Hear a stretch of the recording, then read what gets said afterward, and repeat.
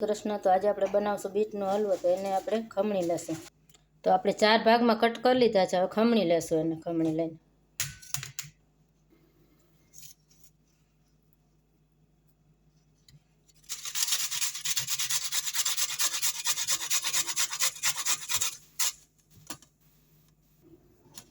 તો આપણે એકદમ ઝીણા કાણાવાળી ખમણીથી ખમણશું, એટલે સોફ્ટ ગટ થઈ જાય.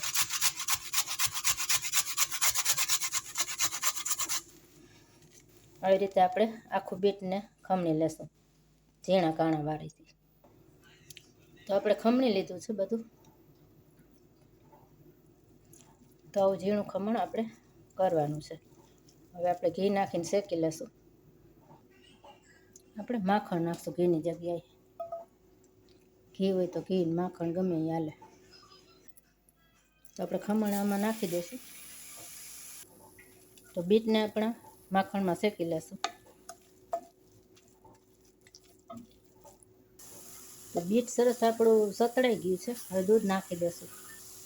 તો આપણે અડધો ગ્લાસ દૂધ નાખશું. કેમ કે બીટ એક જ છે એટલે જાજુ દૂધ નહીં જોઈએ.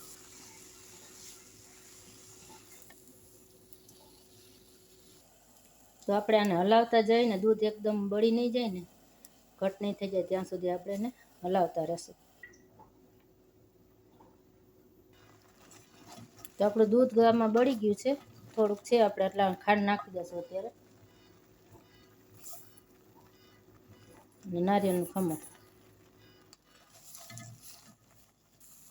2 ચમચી નાખશું આપણે બદામનો ભૂકો. 1 ચમચી નાખશું, 2 ચમચી નાખશું દૂધનો પાવડર.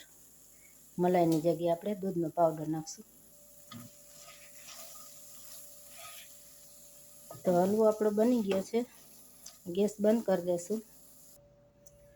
તો આપણે ડીશમાં નાખી લીધો છે હલવો, અને માથે આપણે નાળિયેરનું ખમણ છાંટી દઈશું.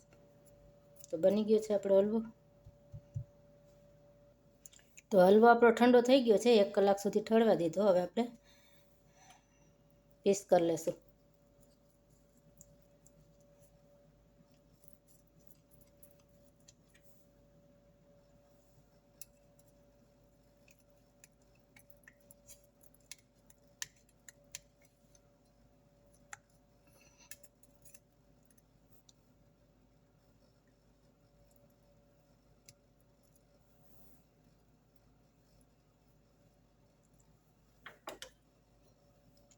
જો આ રીતનો સરસ હલવો બને.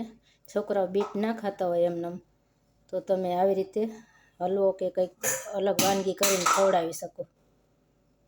તો હિમોગ્લોબિનથી ભરપૂર બીટનો હલવો.